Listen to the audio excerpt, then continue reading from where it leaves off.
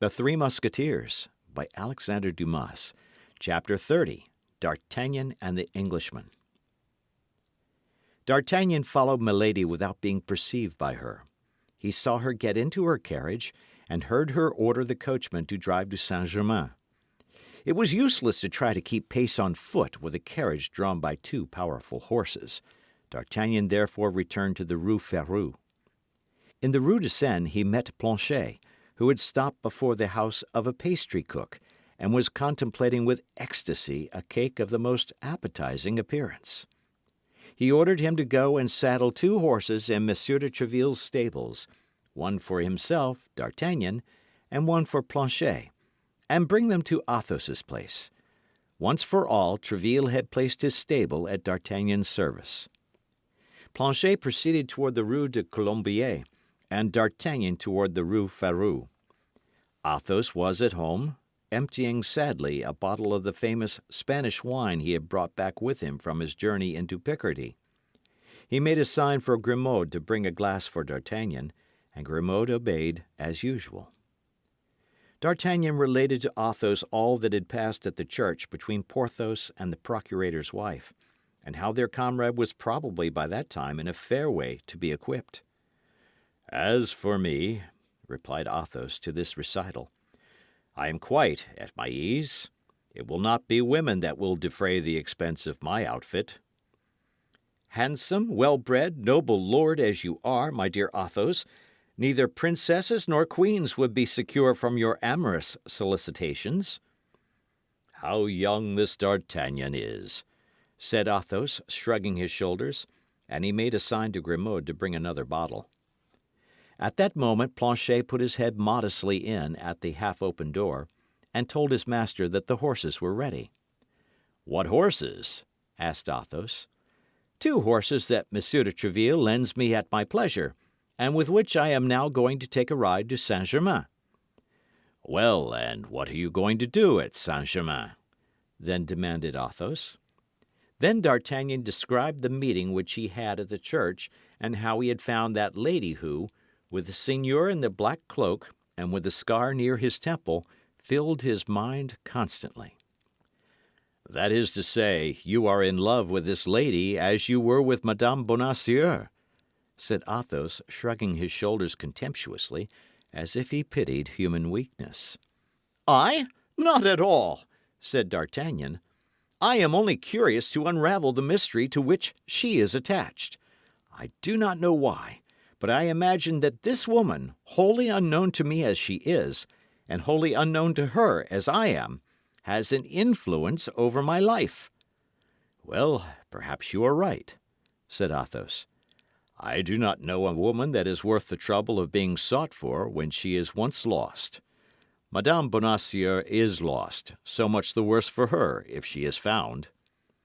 "No, Athos, no, you are mistaken," said D'Artagnan. "I love my poor Constance more than ever, and if I knew the place in which she is, were it at the end of the world, I would go to free her from the hands of her enemies.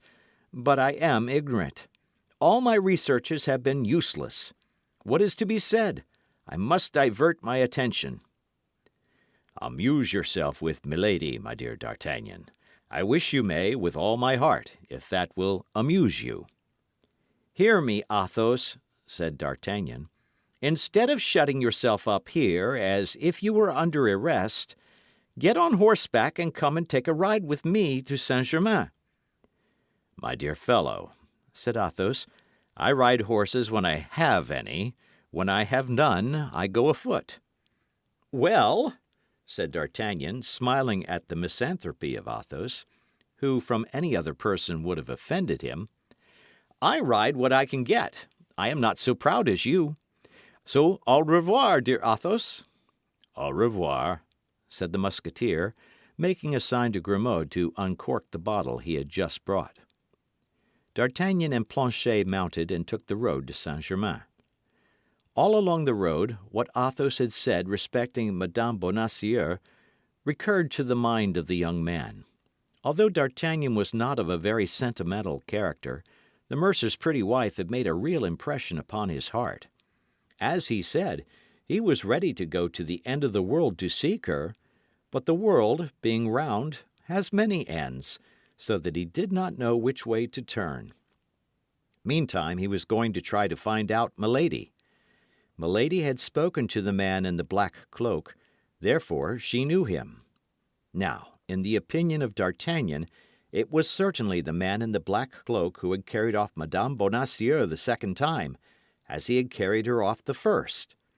D'Artagnan then only half lied, which is lying but little, when he said that by going in search of Milady, he at the same time went in search of Constance. Thinking of all this, and from time to time giving a touch of the spur to his horse, D'Artagnan completed his short journey and arrived at Saint-Germain. He had just passed by the pavilion in which, 10 years later, Louis XIV was born. He rode up a very quiet street, looking to the right and the left to see if he could catch any vestige of his beautiful Englishwoman, when from the ground floor of a pretty house which, according to the fashion of the time, had no window toward the street, he saw a face peep out with which he thought he was acquainted. This person walked along the terrace, which was ornamented with flowers. Planchet recognized him first. "Eh, monsieur," said he, addressing D'Artagnan, "don't you remember that face which is blinking yonder?" "No," said D'Artagnan, "and yet I am certain it is not the first time I have seen that visage." "Parbleu, I believe it is not," said Planchet. "Why, it is poor Lubin, the lackey of the Comte de Wardes, he whom you took such good care of a month ago at Calais, on the road to the governor's country house." "So it is," said D'Artagnan. "I know him now.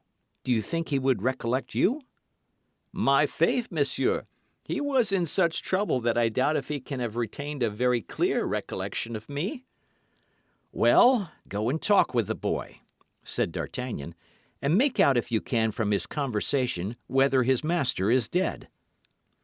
Planchet dismounted and went straight up to Lubin, who did not at all remember him, and the two lackeys began to chat with the best understanding possible, while D'Artagnan turned the two horses into a lane, went round the house, and came back to watch the conference from behind a hedge of filberts.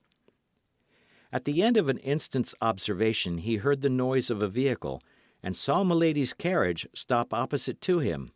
He could not be mistaken. Milady was in it. D'Artagnan leaned upon the neck of his horse in order that he might see without being seen.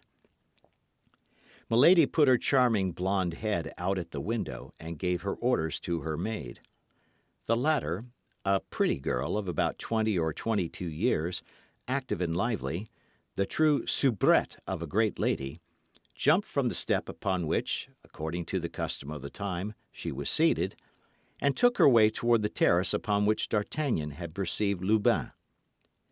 D'Artagnan followed the soubrette with his eyes and saw her go toward the terrace, but it happened that someone in the house called Lubin, so that Planchet remained alone, looking in all directions for the road where D'Artagnan had disappeared. The maid approached Planchet, whom she took for Lubin, and holding out a little billet to him, said, "For your master." "For my master?" replied Planchet, astonished. "Yes, and important. Take it quickly." Thereupon she ran toward the carriage, which had turned round toward the way it came, jumped upon the step, and the carriage drove off. Planchet turned and returned the billet. Then, accustomed to passive obedience, he jumped down from the terrace, ran toward the lane, and at the end of 20 paces met D'Artagnan, who, having seen all, was coming to him. "For you, monsieur," said Planchet, presenting the billet to the young man. "For me?" said D'Artagnan. "Are you sure of that?" "Pardieu, monsieur, I can't be more sure. The soubrette said, 'For your master.' I have no other master but you. So, a pretty little lass, my faith, is that soubrette." D'Artagnan opened the letter and read these words: "A person who takes more interest in you than she is willing to confess wishes to know on what day it will suit you to walk in the forest. Tomorrow, at the Hotel Field of the Cloth of Gold, a lackey in black and red will wait for your reply. "Oh," said D'Artagnan, "this is rather warm. It appears that Milady and I are anxious about the health of the same person. Well, Planchet, how is the good Monsieur de Wardes? He is not dead, then?" "No, monsieur, he is as well as a man can be with 4 sword wounds in his body. For you, without question, inflicted 4 upon the dear gentleman, and he is still very weak, having lost almost all his blood. As I said, monsieur, Lubin did not know me, and told me our adventure from one end to the other. Well done, Planchet, you are the king of lackeys. Now jump upon your horse and let us overtake the carriage." This did not take long. At the end of 5 minutes they perceived the carriage drawn up by the roadside. A cavalier, richly dressed, was close to the door. The conversation between Milady and the cavalier was so animated that D'Artagnan stopped on the other side of the carriage without anyone but the pretty soubrette perceiving his presence. The conversation took place in English, a language which D'Artagnan could not understand, but by the accent the young man plainly saw that the beautiful Englishwoman was in a great rage. She terminated it by an action which left no doubt as to the nature of this conversation. This was a blow with her fan, applied with such force that the little feminine weapon flew into 1,000 pieces. The cavalier laughed aloud, which appeared to exasperate Milady still more. D'Artagnan thought this was the moment to interfere. He approached the other door, and taking off his hat respectfully, said, "Madame, will you permit me to offer you my services? It appears to me that this cavalier has made you very angry. Speak one word, madame, and I take upon myself to punish him for his want of courtesy." At the first word Milady turned, looking at the young man with astonishment, and when he had finished, she said in very good French, "Monsieur, I should with great confidence place myself under your protection if the person with whom I quarrel were not my brother." "Ah, excuse me, then," said D'Artagnan. "You must be aware that I was ignorant of that, madame." "What is that stupid fellow troubling himself about?" cried the cavalier whom Milady has designated as her brother, stooping down to the height of the coach window. "Why does he not go about his business?" "Stupid fellow yourself," said D'Artagnan, stooping in his turn on the neck of his horse, and answering on his side through the carriage window. "I do not go on because it pleases me to stop here." The cavalier addressed some words in English to his sister. "I speak to you in French," said D'Artagnan. "Be kind enough, then, to reply to me in the same language. You are Madame's brother, I learn. Be it so. But fortunately, you are not mine." It might be thought that Milady, timid as women are in general, would have interposed in this commencement of mutual provocations in order to prevent the quarrel from going too far. But on the contrary, she threw herself back in her carriage and called out coolly to the coachman, "Go on, home." The pretty soubrette cast an anxious glance at D'Artagnan, whose good looks seemed to have made an impression on her. The carriage went on and left the two men facing each other. No material obstacle separated them. The cavalier made a movement as if to follow the carriage, but D'Artagnan, whose anger, already excited, was much increased by recognizing in him the Englishman of Amiens who had won his horse and had been very near winning his diamond of Athos, caught at his bridle and stopped him. "Well, monsieur," said he, "you appear to be more stupid than I am, for you forget there is a little quarrel to arrange between us two." "Ah," said the Englishman, "is it you, my master? It seems you must always be playing some game or other." "Yes, and that reminds me that I have a revenge to take. We will see, my dear monsieur, if you can handle a sword as skillfully as you can a dice box." "You see plainly that I have no sword," said the Englishman. "Do you wish to play the braggart with an unarmed man?" "I hope you have a sword at home. But at all events, I have two, and if you like, I will throw with you for one of them." "Needless," said the Englishman. "I am well furnished with such playthings."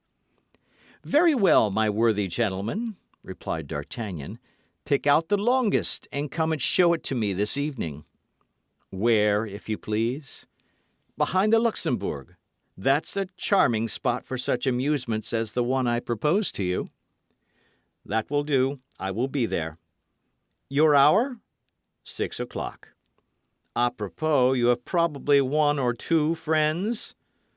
I have 3 who would be honoured by joining in the sport with me. 3? Marvellous! That falls out oddly. 3 is just my number. Now then, who are you? Asked the Englishman. I am Monsieur d'Artagnan, a Gascon gentleman, serving in the King's Musketeers. And you? I am Lord de Winter, Baron Sheffield. Well, then, I am your servant, Monsieur Baron, said D'Artagnan, though you have names rather difficult to recollect. And touching his horse with the spur, he cantered back to Paris. As he was accustomed to do in all cases of any consequence, D'Artagnan went straight to the residence of Athos. He found Athos reclining upon a large sofa, where he was waiting, as he said, for his outfit to come and find him. He related to Athos all that had passed except the letter to Monsieur de Ward. Athos was delighted to find he was going to fight an Englishman. We might say that was his dream. They immediately sent their lackeys for Porthos and Aramis, and on their arrival made them acquainted with the situation. Porthos drew his sword from the scabbard and made passes at the wall, springing back from time to time and making contortions like a dancer. Aramis, who was constantly at work at his poem, shut himself up in Athos's closet and begged not to be disturbed before the moment of drawing swords. Athos, by signs, desired Grimaud to bring another bottle of wine. D'Artagnan employed himself in arranging a little plan, of which we shall hereafter see the execution, and which promised him some agreeable adventure, as might be seen by the smiles which from time to time passed over his countenance, whose thoughtfulness they animated. End of chapter.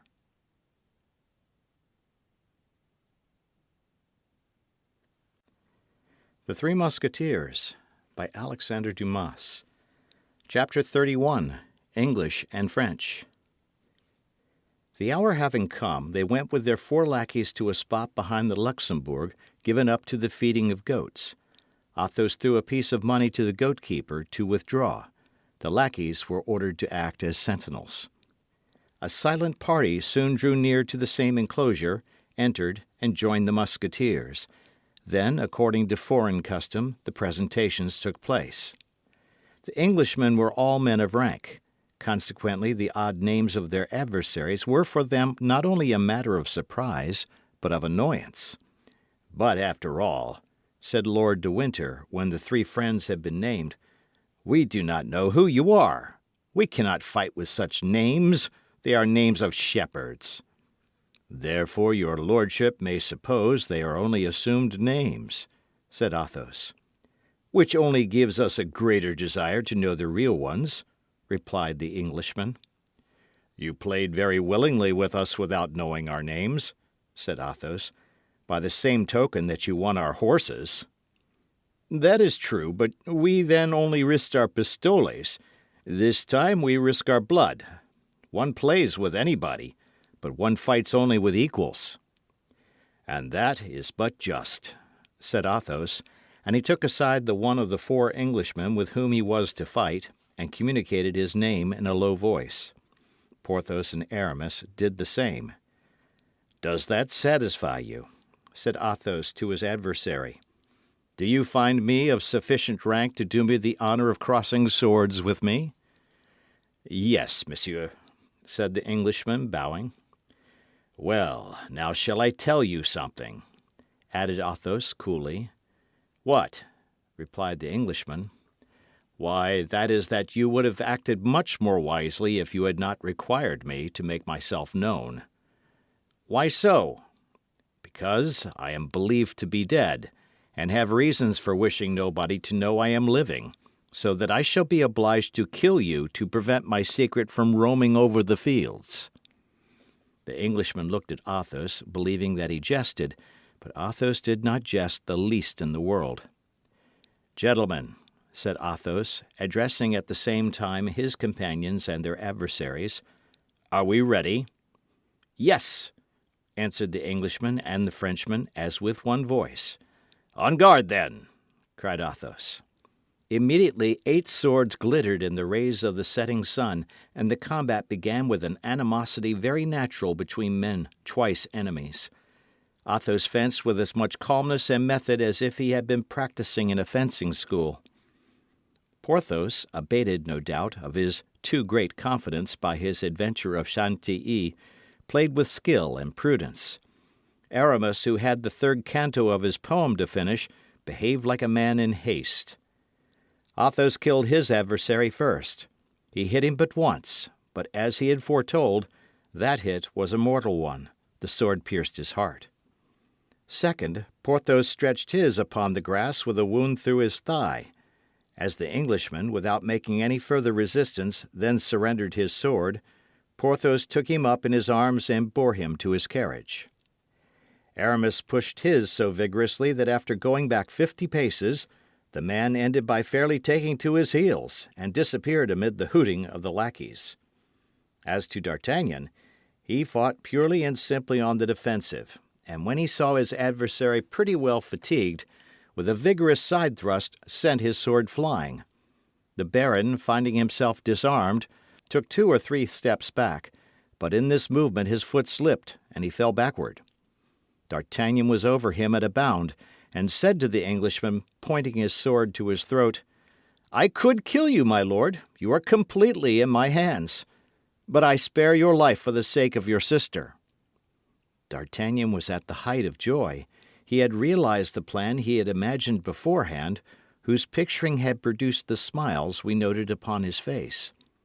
The Englishman, delighted at having to do with a gentleman of such a kind disposition, pressed D'Artagnan in his arms and paid 1,000 compliments to the 3 Musketeers, and as Porthos's adversary was already installed in the carriage, and as Aramis's had taken to his heels, there was nothing to think about but the dead.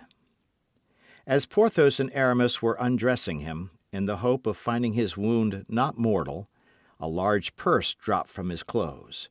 D'Artagnan picked it up and offered it to Lord de Winter. "What the devil would you have me do with that?" said the Englishman. "You can restore it to his family," said D'Artagnan. "His family will care about such a trifle as that? His family will inherit 15,000 louis a year from him. Keep the purse for your lackeys." D'Artagnan put the purse into his pocket. "And now, my young friend, for you will permit me, I hope, to give you that name," said Lord de Winter. "On this very evening, if agreeable to you, I will present you to my sister, Milady Clarick, for I am desirous that she should take you into her good graces, and as she is not in bad odour at court, she may perhaps on some future day speak a word that will not prove useless to you." D'Artagnan blushed with pleasure and bowed a sign of assent. At this time Athos came up to D'Artagnan. "What do you mean to do with that purse?" whispered he. "Why, I meant to pass it over to you, my dear Athos." "Me? Why to me?" "Why, you killed him. They are the spoils of victory." "I, the heir of an enemy," said Athos. "For whom, then, do you take me?" "It is the custom in war," said D'Artagnan. "Why should it not be the custom in a duel?" "Even on the field of battle I have never done that." Porthos shrugged his shoulders. Aramis, by a movement of his lips, endorsed Athos. "Then," said D'Artagnan, "let us give the money to the lackeys, as Lord de Winter desired us to do." "Yes," said Athos, "let us give the money to the lackeys. Not to our lackeys, but to the lackeys of the Englishmen." Athos took the purse and threw it into the hand of the coachman. "For you and your comrades." This greatness of spirit in a man who was quite destitute struck even Porthos, and this French generosity, repeated by Lord de Winter and his friend, was highly applauded, except by Messieurs Grimaud, Bazin, Mousqueton, and Planchet. Lord de Winter, on quitting D'Artagnan, gave him his sister's address. She lived in the Place Royale, then the fashionable quarter, at number 6, and he undertook to call and take D'Artagnan with him in order to introduce him. D'Artagnan appointed 8 o'clock at Athos's residence. This introduction to Milady Clarick occupied the head of our Gascon greatly. He remembered in what a strange manner this woman had hitherto been mixed up in his destiny. According to his conviction, she was some creature of the cardinal, and yet he felt himself invincibly drawn toward her by one of those sentiments for which we cannot account. His only fear was that Milady would recognize in him the man of Meung and of Dover. Then she knew that he was one of the friends of Monsieur de Tréville, and consequently that he belonged body and soul to the king, which would make him lose a part of his advantage, since when known to Milady as he knew her, he played only an equal game with her. As to the commencement of an intrigue between her and Monsieur de Wardes, our presumptuous hero gave but little heed to that, although the Marquis was young, handsome, rich, and high in the cardinal's favour. It is not for nothing we are but 20 years old, above all if we were born at Tarbes. D'Artagnan began by making his most splendid toilet, then returned to Athos's, and, according to custom, related everything to him. Athos listened to his projects, then shook his head, and recommended prudence to him with a shade of bitterness. "What?" said he. "You have just lost one woman whom you call good, charming, perfect, and here you are, running headlong after another." D'Artagnan felt the truth of this reproach. "I loved Madame Bonacieux with my heart, while I only loved Milady with my head," said he. "In getting introduced to her, my principal object is to ascertain what part she plays at court." "The part she plays, pardieu! It is not difficult to divine that, after all you have told me. She is some emissary of the cardinal, a woman who will draw you into a snare in which you will leave your head." "The devil! My dear Athos, you view things on the dark side, methinks." "My dear fellow, I mistrust women. Can it be otherwise? I bought my experience dearly, particularly fair women. Milady is fair, you say. She has the most beautiful light hair imaginable." "Ah, my poor D'Artagnan," said Athos. "Listen to me. I want to be enlightened on a subject. Then, when I shall have learned what I desire to know, I will withdraw." "Be enlightened," said Athos phlegmatically. Lord de Winter arrived at the appointed time, but Athos, being warned of his coming, went into the other chamber. He therefore found D'Artagnan alone, and as it was nearly 8 o'clock, he took the young man with him. An elegant carriage waited below, and as it was drawn by 2 excellent horses, they were soon at the Place Royale. Milady Clarick received D'Artagnan ceremoniously. Her hotel was remarkably sumptuous, and while the most part of the English had quit, or were about to quit, France on account of the war, Milady had just been laying out much money upon her residence, which proved that the general measure which drove the English from France did not affect her. "You see," said Lord de Winter, presenting D'Artagnan to his sister, "a young gentleman who has held my life in his hands, and who has not abused his advantage, although we have been twice enemies, although it was I who insulted him, and although I am an Englishman. Thank him, then, madame, if you have any affection for me." Milady frowned slightly. A scarcely visible cloud passed over her brow, and so peculiar a smile appeared upon her lips that the young man, who saw and observed this triple shade, almost shuddered at it. The brother did not perceive this. He had turned round to play with Milady's favourite monkey, which had pulled him by the doublet. "You are welcome, monsieur," said Milady, in a voice whose singular sweetness contrasted with the symptoms of ill humour which D'Artagnan had just remarked. "You have today acquired eternal rights to my gratitude." The Englishman then turned round and described the combat without omitting a single detail. Milady listened with the greatest attention, and yet it was easily to be perceived, whatever effort she made to conceal her impressions, that this recital was not agreeable to her. The blood rose to her head, and her little foot worked with impatience beneath her robe. Lord de Winter perceived nothing of this. When he had finished, he went to a table upon which was a salver with Spanish wine and glasses. He filled 2 glasses, and by a sign invited D'Artagnan to drink. D'Artagnan knew it was considered disobliging by an Englishman to refuse to pledge him. He therefore drew near to the table and took the second glass. He did not, however, lose sight of Milady, and in a mirror he perceived the change that came over her face. Now that she believed herself to be no longer observed, a sentiment resembling ferocity animated her countenance. She bit her handkerchief with her beautiful teeth.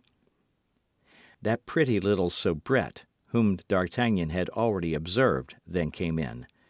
She spoke some words to Lord de Winter in English, who thereupon requested D'Artagnan's permission to retire, excusing himself on account of the urgency of the business that had called him away, and charging his sister to obtain his pardon. D'Artagnan exchanged a shake of the hand with Lord de Winter, and then returned to Milady. Her countenance, with surprising mobility, had recovered its gracious expression, but some little red spots on her handkerchief indicated that she had bitten her lips till the blood came. Those lips were magnificent; they might be said to be of coral. The conversation took a cheerful turn. Milady appeared to have entirely recovered. She told D'Artagnan that Lord de Winter was her brother-in-law and not her brother. She had married a younger brother of the family, who had left her a widow with 1 child. This child was the only heir to Lord de Winter, if Lord de Winter did not marry. All this showed D'Artagnan that there was a veil which concealed something, but he could not yet see under this veil. In addition to this, after a half-hour's conversation, D'Artagnan was convinced that Milady was his compatriot. She spoke French with an elegance and a purity that left no doubt on that head. D'Artagnan was profuse in gallant speeches and protestations of devotion. To all the simple things which escaped our Gascon, Milady replied with a smile of kindness. The hour came for him to retire. D'Artagnan took leave of Milady, and left the saloon the happiest of men. On the staircase he met the pretty soubrette, who brushed gently against him as she passed, and then, blushing to the eyes, asked his pardon for having touched him, in a voice so sweet that the pardon was granted instantly. D'Artagnan came again on the morrow, and was still better received than on the evening before. Lord de Winter was not at home, and it was Milady who this time did all the honours of the evening. She appeared to take a great interest in him, asked him whence he came, who were his friends, and whether he had not sometimes thought of attaching himself to the cardinal. D'Artagnan, who, as we have said, was exceedingly prudent for a young man of 20, then remembered his suspicions regarding Milady. He launched into a eulogy of his eminence, and said that he should not have failed to enter into the guards of the cardinal instead of the king's guards, if he had happened to know Monsieur de Cavois instead of Monsieur de Tréville. Milady changed the conversation without any appearance of affectation, and asked D'Artagnan in the most careless manner possible if he had ever been in England. D'Artagnan replied that he had been sent thither by Monsieur de Tréville to treat for a supply of horses, and that he had brought back 4 as specimens. Milady, in the course of the conversation, twice or thrice bit her lips. She had to deal with a Gascon who played close. At the same hour as on the preceding evening, D'Artagnan retired. In the corridor, he again met the pretty Kitty, that was the name of the soubrette.